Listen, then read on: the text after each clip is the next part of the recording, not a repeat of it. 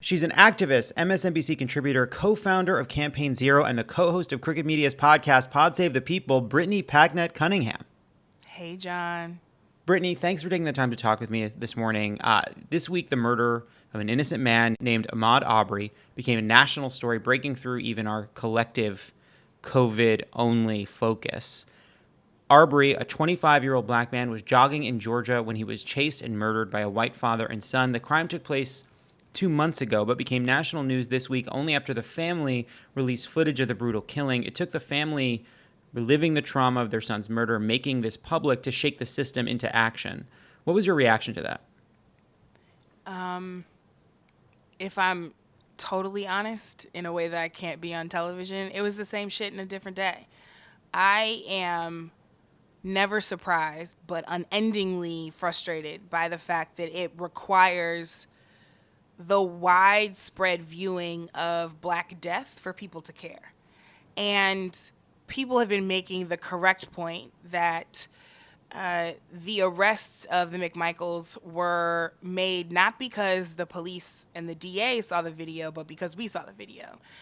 So it is not enough, unfortunately, simply to have video footage, because there was video footage of Eric Garner being killed and his killer walked away free. It is not enough for the police to see that footage, because there is plenty of body cam footage and cell phone footage that police have confiscated for their own uses that we have never seen. And it is barely enough for a video this gruesome to go viral just to get the bare minimum. And it's the bare minimum because, like you said, it took 2 months. It's been 74 days. And we are currently talking on the occasion of what would have been Ahmaud's 26th birthday. And so I am just struck by the fact that in this moment, he is known across the country, if not across the globe, not for his smile, not for his kindness, not for his hobbies, not for the way he made other people feel, and not for celebrating his birthday, but because he was gunned down and we had to fight for somebody to do even a little bit about it.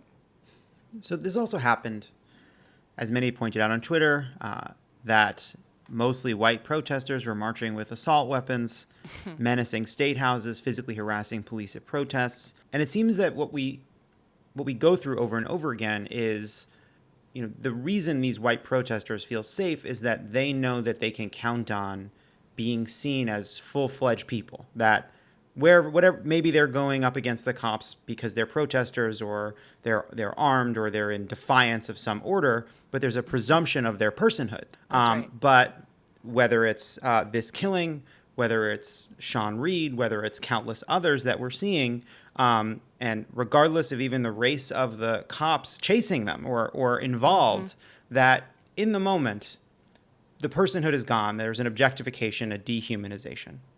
And this to me seems to be like the hardest thing to talk about and the hardest thing to change. How do you process that? How do you think about that deeper underlying problem? I think that even though it is one of the most difficult parts of the conversation to have, it is the most necessary, because the only way you can subjugate a people for generations is to dehumanize them. Because if you dehumanize them, then you don't have to feel a level of guilt over their incarceration. If you dehumanize them, you don't have to feel guilty that the essential workers are disproportionately people that look like me. You don't have to feel guilty about the fact that homeless students right now who have no access to virtual learning disproportionately are Black children. You don't have to feel badly about the fact that the system of white supremacy is something that all white people benefit from, even if they didn't ask for it, right?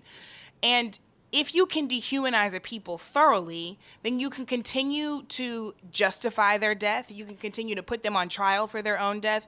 When we look at the letter that District Attorney Barnhill wrote, Barnhill, of course, being the second prosecutor to look at the case, and he recused himself. People keep talking about that recusal as if it was voluntary. No.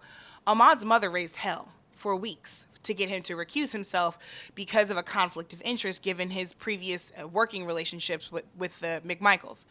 So he recuses himself, but knowing that he has to recuse himself, he writes a 3-page letter to explain and attempt to influence a case that he now has no jurisdiction over. What he says on the third page is that, quote, Arbery's mental health records and prior convictions help explain his apparent aggressive nature and his possible thought pattern to attack an armed man. So in the same sentence that you deem Ahmaud Arbery not important, valuable, or human enough to be able to defend himself in this circumstance, you also identify the person that he's fighting as an armed man, which says to me that the only person who is engaged in self-defense was not the McMichaels, it was Ahmaud Arbery. And here we are actually having this conversation as if that is even a question. You can only have that conversation if you have dehumanized the person that you were talking about. If that person is nothing but a mental health statistic or a crime statistic and not an actual human being, literally fighting for his life, as unfortunately too many of us saw on video. So I am in this place where I am, again, never surprised, but deeply pained. My friend earlier said to me, you'd think that as many times as this happens to our community, it wouldn't hurt as badly, but it still does. It still hurts just as badly, if not more, because we have been ringing the alarm on this for so long. So yeah, I am not floored, but I am hopeful that somebody finally truly gets that this is not just a matter of bad apples, that this is not just a matter of bad people, that this is not just a matter of bad circumstances. This is systemic, it is perpetual, and it is enough.